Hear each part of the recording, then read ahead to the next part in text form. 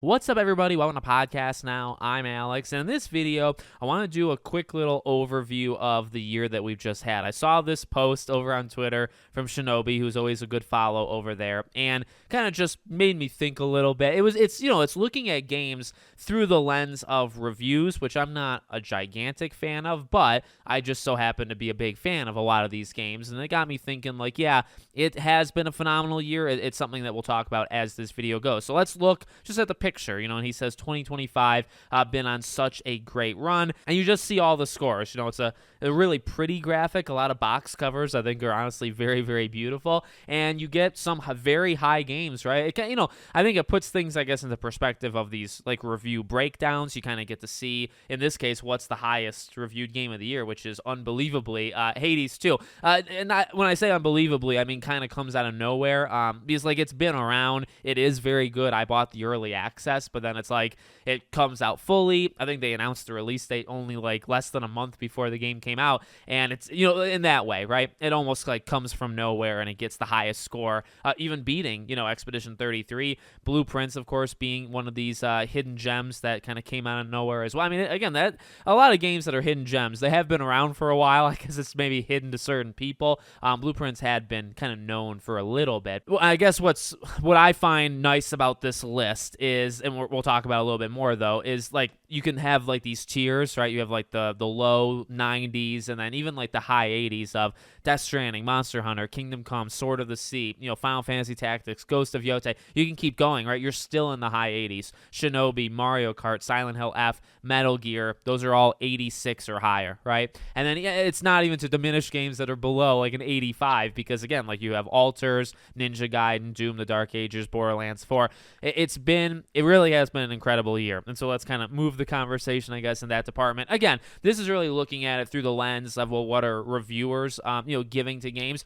It's been an interesting year, and it's a year that, I'll be honest, it didn't flow quite as I thought. Like I can try to remember back, to like last December or even this past January, when I do a lot of these preview videos and kind of get ready for what's to come. And like, again, I think looking at a graphic like this, kind of putting all of these games literally together makes it more complete, makes me kind of reevaluate the year, because you look at the year, I've said it before, like it's been staggered. You've had games that have just come out in waves, and then there could be long stretches of time where there's really not a lot of anything. And I really think we had that also in 2024. I mean, I think like Stellar Blade came out the end of April, and then end of May was like Hellblade 2. It was like Stellar Blade, Hellblade, and those two games were, to my memory, at least for me, like personally buying them, they were the only games I played, I think, in April and May. So, and that kind of just, again, puts it in that kind of perspective where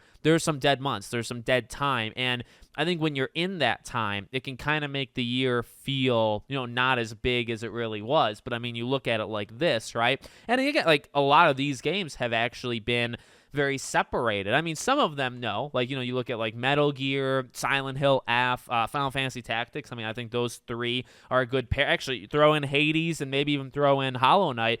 A lot of these games have come out the last month, right? But I mean, you can go back. It depends on how far you want to go back. Blueprints was a while ago. Expedition 33 was a while ago. Split Fiction. Doom the Dark Ages feels like, to me at least, it didn't even come out this year. And it did actually come out this year. There's been a lot of games, honestly, that are like that kind of feel. I think, honestly, Kingdom Come Deliverance 2 would maybe be a good example. I mean, that's a game they've kept around as well through all the DLCs and stuff.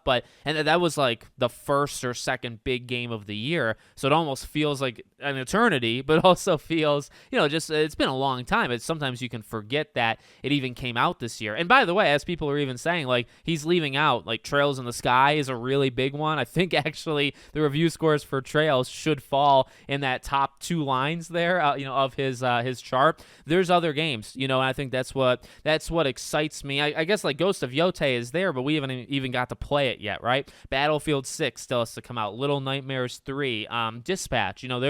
There's still some games, COD, Battlefield. Like, there's a lot that's still coming out that could join, I guess, through this Metacritic, kind of rating thing. But again, I think it does kind of put in perspective, like, in times when it's dead, it feels dead. Okay, and maybe it's just kind of my mind. mind, a mind that jumps around, I think, far more than it really should. Because I do. I jump around quite a bit if you can't tell. But, at other points, you say, you know what, the year has been fantastic. And I really think one of the biggest conversation points that has come from this picture, I mean, it kind of blew up on Twitter. It had like over 1 million views, is I think people kind of quickly move it over to the, if you say gaming is dead, that you have a massive problem. Now, I've always been I kind of go on like both sides of the fence, I guess, on that issue. I'm not necessarily gaming is dead. I think here's the thing.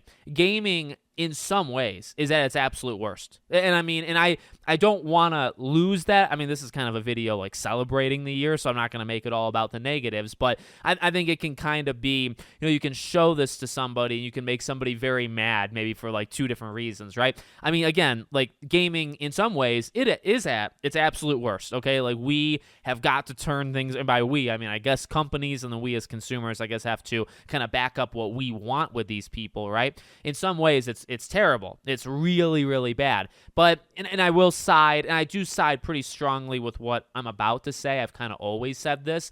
The thing is, when you only go for the negatives, I feel like you're really being like disingenuous. You're really ignoring a lot of this stuff. Does that make sense? Because I feel like those people are the more oblivious ones. And again, this is coming from somebody, I'm not afraid to talk about the weaknesses in games. I'm not afraid to talk about the weaknesses in gaming. Again, like there's a lot wrong with it. But I do find the people that are so like, well, gaming's dead, there's no rebound, there's nothing. I always kind of say this in a lot of videos, right?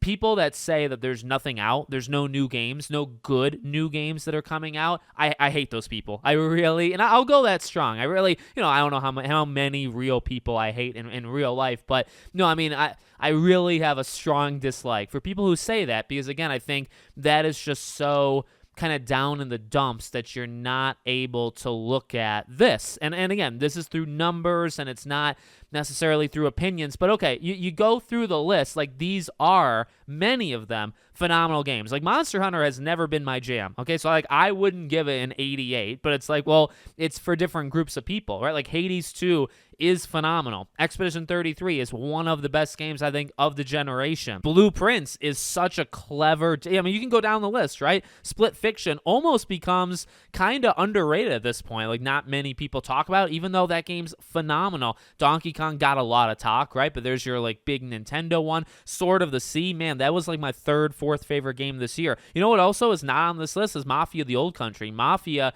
I loved The Old Country. I would put it probably in my top 5. Like, you just go down it. Final Fantasy Tactics, I can't wait to freaking play it. Silent Hill F, I am playing it. Like, you can just go down.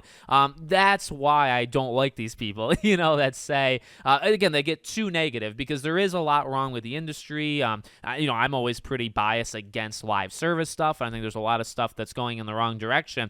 But to ignore, and again, especially people that say there's no good games that release, that's when I very much side with, the people that kind of post things like this.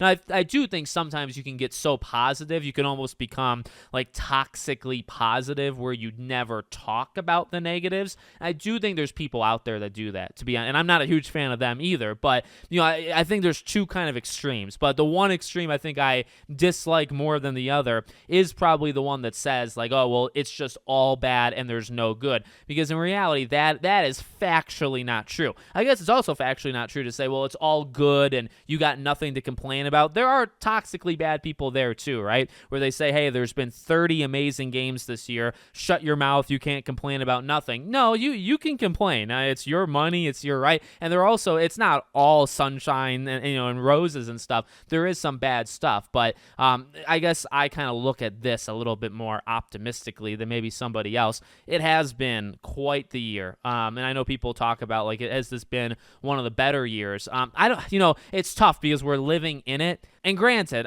I mean, I am one of the people that talk about, well, if 2026 does this, it can maybe be one of the better years.